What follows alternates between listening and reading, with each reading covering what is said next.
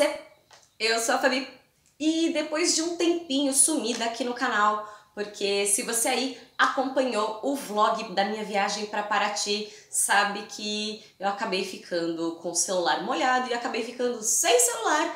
E sem celular não tem como eu gravar porque eu gravo com o meu celular. E agora que eu consegui comprar um celular novo, vamos voltar à rotina.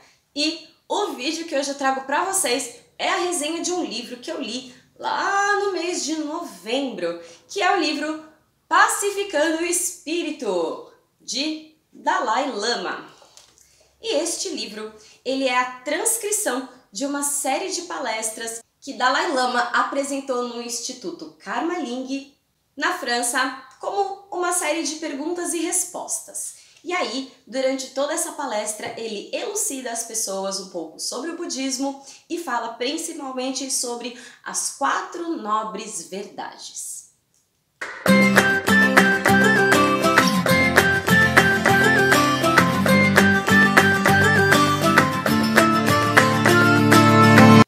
Mas, antes da gente começar, se você ainda não é inscrito no canal, aproveita para se inscrever aqui embaixo no botãozinho inscrever-se. Vocês também podem me mandar sugestões de vídeos, perguntas e o que mais vocês quiserem através do e-mail afabiporei@hotmail.com e também podem falar comigo através das redes sociais, tá bom?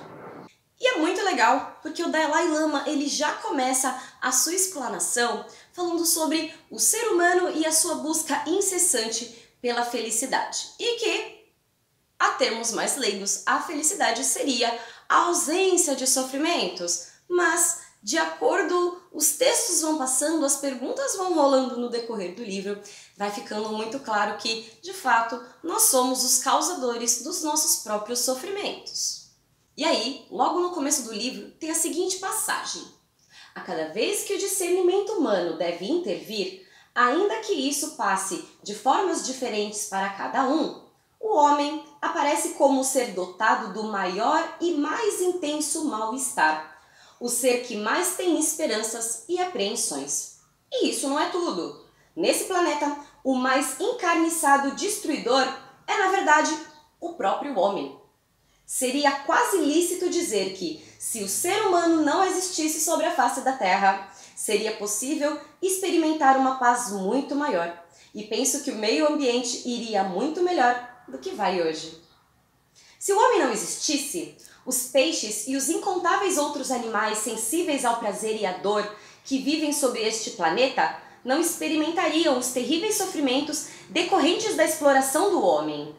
Para os que exploram os animais, a vida deste não tem o mesmo valor que a vida humana.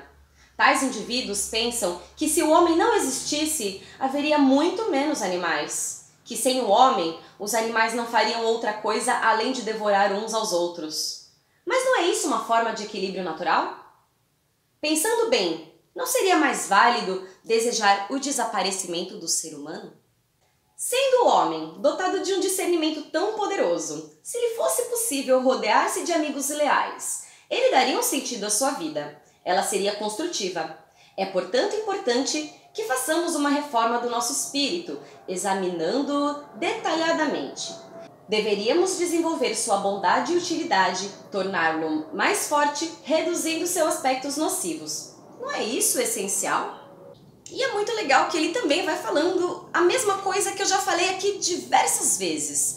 Nós todos somos únicos, mesmo que a gente sempre busque colocar as pessoas em nichos, em caixinhas, sendo que, na verdade, nós não somos todos parecidos, nós somos todos diferentes, independente da sua religião, da sua crença, da sua etnia, da sua condição financeira, de onde você estudou, como era a sua nota no colégio, qual é o seu emprego. Todos nós temos o potencial e a capacidade para fazermos qualquer coisa incrível. Só que, infelizmente, a maioria das pessoas optam pelo caminho errado, que aparentemente sempre parece fácil. E isso a gente vai vendo todos os dias quando a gente liga o jornal. E somos todos pessoas diferentes querendo a mesma coisa, sermos felizes. Só que, infelizmente, o ego muitas vezes acaba gritando mais alto, fazendo com que a gente seja egoísta e querendo tudo só pra gente mesmo. esquecendo que existem bilhões de pessoas no planeta que também merecem a mesma felicidade. Afinal de contas, a gente julgar o outro só porque ele comete um pecado diferente do nosso é tão hipócrita, né? Sem contar as pessoas que acham que você ter dinheiro já é a solução dos problemas, que você tendo dinheiro, você não vai ter mais nenhum problema. Aquela máxima que falam, ai, felicidade não se compra, manda buscar. Mas não é bem assim, principalmente nesse trechinho onde ele diz o seguinte: tornar-se rico e famoso, seria esse realmente o objetivo essencial da vida humana? O dinheiro é importante, ter um nome geralmente também é útil, claro. Mas entre todos aqueles que têm um nome, que têm dinheiro e bens e até mesmo enormes riquezas, existe mais de um afogado em preocupações. Outros, ao contrário, não têm nem dinheiro e nem fama. Vocês já perceberam que eles têm uma aparência realmente infeliz do ponto de vista material, ao passo que espiritualmente parecem repousados? E aí com certeza eu imagino que você tenha algum exemplo na sua cabeça de uma pessoa que você conhece, que não tem tantos recursos, mas é uma pessoa super de bem com a vida, super pra frentex, e é bem diferente de talvez uma pessoa que você conheça, que tenha posses, que tenha dinheiro, mas que de repente não tenha paz de espírito. Alguns não têm problema de dinheiro, mas devem constantemente tomar remédios. E há outros que, mesmo na ausência completa de facilidade material, sentem fisicamente bem e não precisam de remédios. Qual o segredo dessas pessoas?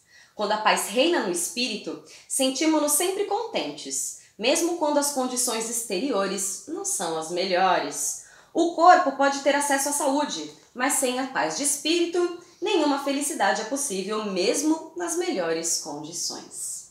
Então, onde se encontra esse segredo? Ele diz respeito à paz de espírito. Mas será que a paz de espírito pode ser obtida desde que se faça o voto de obtê-la? Muito raramente. O voto para obtê-la, para conhecê-la, não basta. Vocês sabem que ninguém ganha dinheiro apenas desejando ganhar. Para isso, é preciso trabalhar. A paz também é uma riqueza do espírito, e essa riqueza não podemos adquiri-la apenas por meio de um voto. Tentem, por exemplo, ir a uma grande loja de departamentos em Paris ou Nova York. Nesses lugares, ninguém venderá a vocês um pouco de paz de espírito. E é uma coisa que eu já pensei diversas vezes. A lagarta não dorme e acorda a borboleta, é um processo. Ninguém compra a felicidade, ninguém compra a paz de espírito, da mesma forma que evolução espiritual não vem em pastilha sabor hortelã. Então é um caminho, é um processo. Esses dias mesmo eu estava conversando com uma pessoa conhecida sobre o quanto eu fui mudando no decorrer dos anos, quantas coisas que antigamente eu não julgava serem importantes e hoje eu vejo uma diferença e me envergonho de coisas que eu pensei antigamente. Uma coisa bem besta, há uns anos atrás eu falava, nossa, eu odeio a natureza.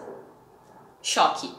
Mas, sei lá, eu tinha uma birra porque tinha mosquito, eu só via a parte negativa da natureza ao invés de ver tudo de maravilhoso que ela proporcionava. E isso, infelizmente, acontece com muitas pessoas. Não só se tratando de natureza, mas de diversos outros assuntos. E aí tem um trecho muito legal que ele fala sobre o sofrimento, que ele diz o seguinte: se compararmos um sofrimento qualquer a um grande sofrimento, poderemos quase considerá-lo como praticamente não doloroso.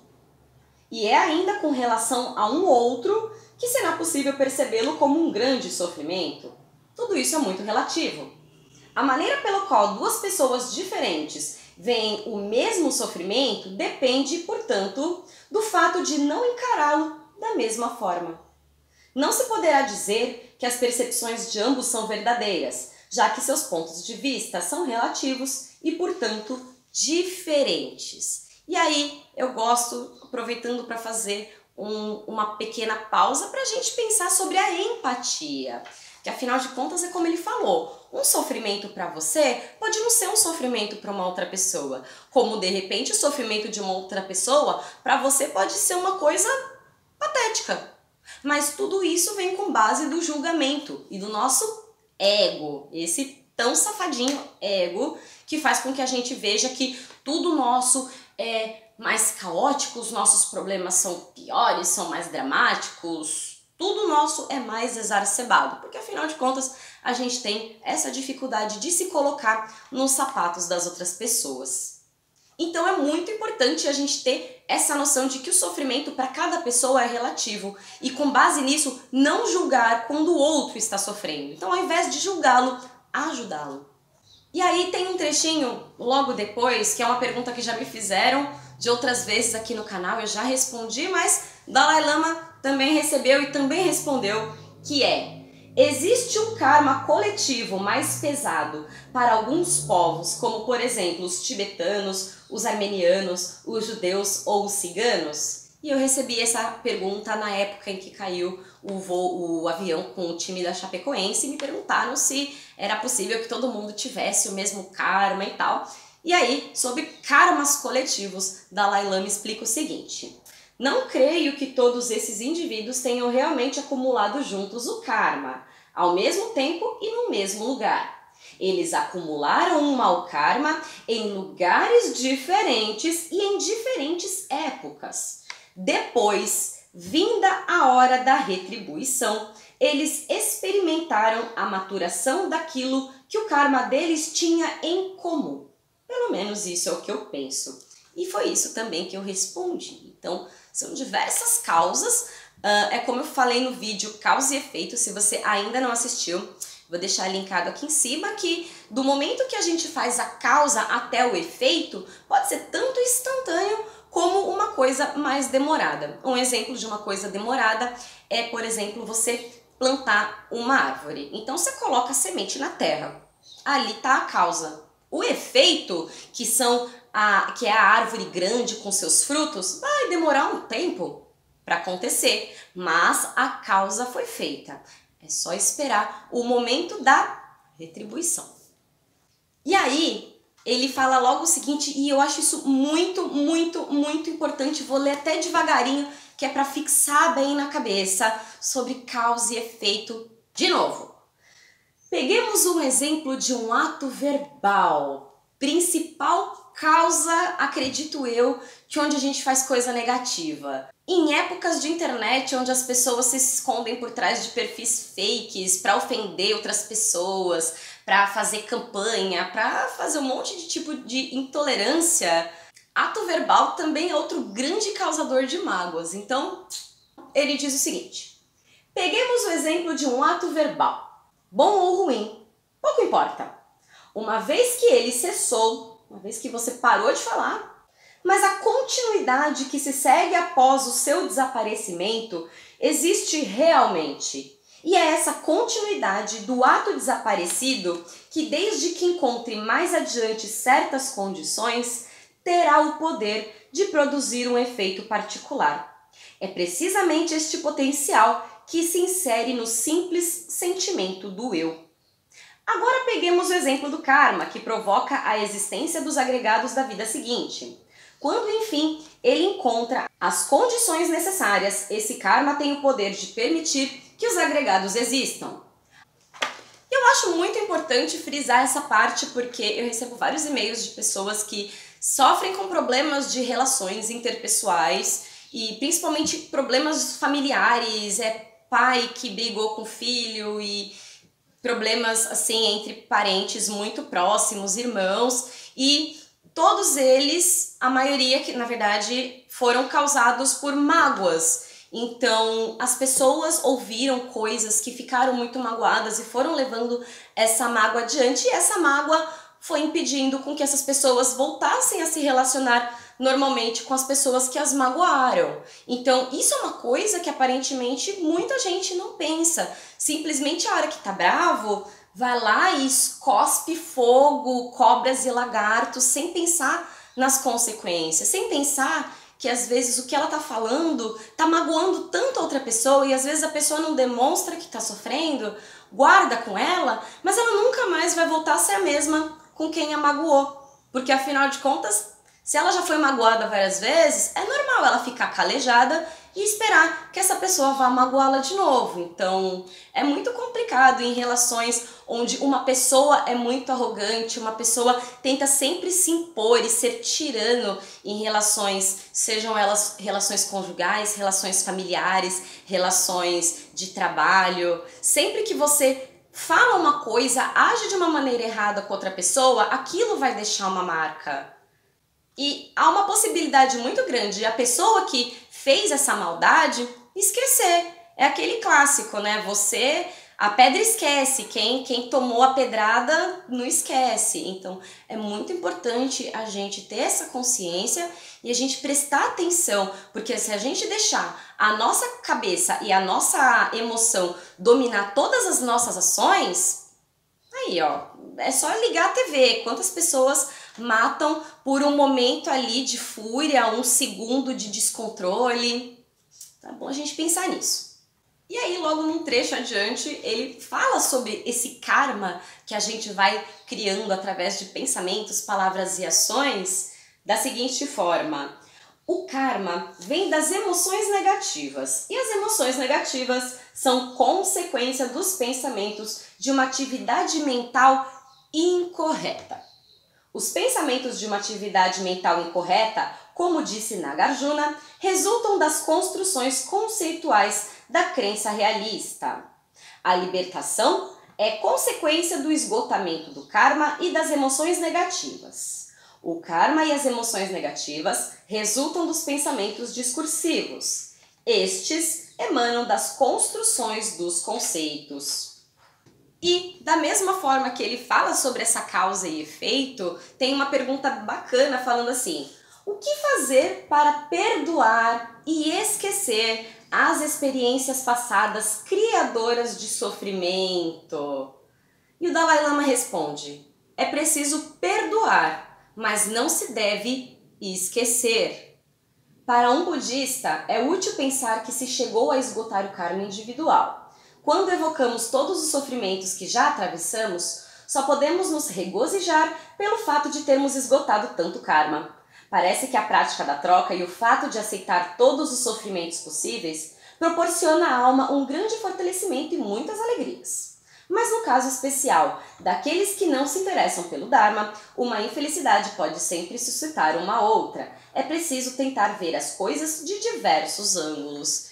Então, deu pra ver que esse livro é muito legal, eu gostei muito dele. É um livro que obviamente faz a gente refletir sobre as nossas ações, sobre os nossos pensamentos, sobre a gente ter essa vontade de avançar dia após dia rumo à nossa elevação espiritual, à nossa evolução e use o termo que você gostar. Então, este livro, Pacificando o Espírito, realmente deu uma pacificada no meu espírito. Eu gostei muito dele. Este livro, ele foi um achado. Eu encontrei ele num restaurante vegano que eu fui almoçar, que tem uma biblioteca colaborativa.